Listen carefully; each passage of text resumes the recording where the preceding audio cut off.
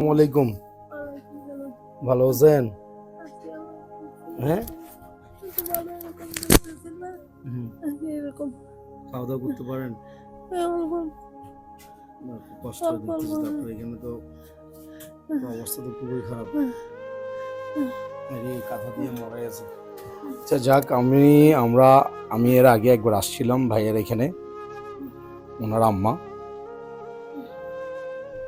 আসলে মা বাবা বেঁচে থাকা একটা ছেলের জন্য পৃথিবীতে জান্নাত পাওয়ার সমান। যে যার মা বাবা বেঁচে আছে, যে মা বাবার খেদমত করতেছে পৃথিবীতে, তাকে বলা হয় সে জান্নাতকে হাতে নিয়ে বসে আছে।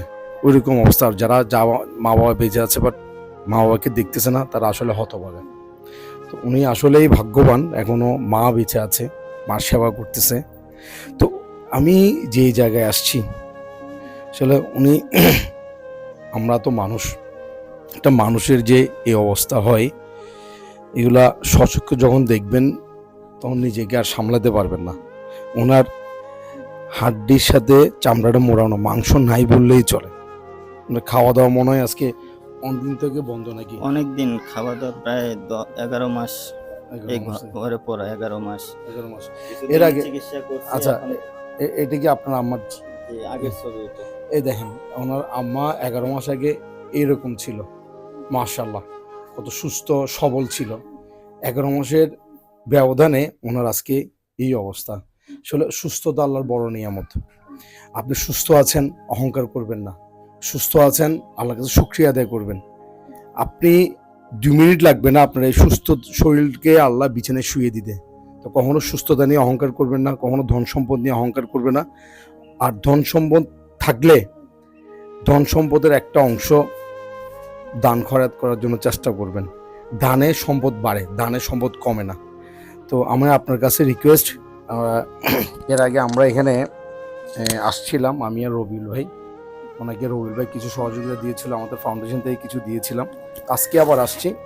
আজকে ওনার কি চিকিৎসা শুরু করছেন? হ্যাঁ, চিকিৎসা শুরু করছেন। ওই দিন আমরা টাকা দেওয়ার পর থেকে চিকিৎসা শুরু করছেন না?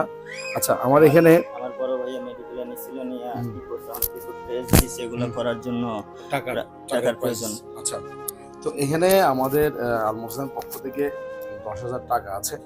এই 10,000 টাকার মধ্যে 5,000 টাকা দিয়েছে আমাদের এক শুভাকাঙ্ক্ষী আপু। ওনার বাচ্চা অসুস্থ, ওনার জন্য দোয়া রাখবেন। আর বাকি 5,000 টাকা আমাদের উপদেষ্টা, বিশিষ্ট ব্যবসায়ী, নাম প্রকাশ অনিচ্ছুক, ও ভাইয়া 5,000 টাকা পাঠিয়েছে। টোটাল 10,000 টাকা আমরা ওনাকে দিয়েছি। পাশাপাশি আপনাদেরকে আহ্বান জানাবো ওনার মায়ের পাশে একটু দাঁড়াতে। এই ছেলেটা যেন আর কিছুদিন মা ডাকটা শুনতে পাই। ওনার বিকাশ নাম্বারটা এখানে দেওয়া আছে। আসলে অল্প স্যালারিতে, অল্প বেতনে উনি চাকরি করে ওই টাকা দিয়ে উনি চলা তো কষ্ট হয়ে যায়। মায়ের চিকিৎসা কিভাবে করবে? ওনার নাম্বারটা একটু মুখে বলেন। বিকাশ নাম্বার হলো 01878369265। আবার বলেন। 01878369265। আশা করি আপনার নাম্বারটা। জি বলেন। যদি পারেন আপনারা আমার মায়ের জন্য একটু পাশে দাঁড়ান, একটু সাহায্য করেন আমার মাকে একটু সুস্থ করার জন্য, ভালো চিকিৎসা দেওয়ার জন্য। ডাক্তারের কাছে নিতে পারতেছি না, টাকা পয়সা নাই। আমার বাবাও একই অবস্থায় মারা গেছে, ভালো চিকিৎসা দিতে পারি নাই।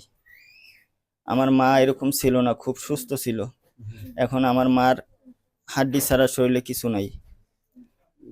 আমার মা আজকে 11 মাস এই বিছানায় পড়া। যদি পারেন আপনাদের কাছে 2টা হাত জোর করে অনুরোধ করতেছি, আমার মায়ের জন্য একটু সাহায্য করেন।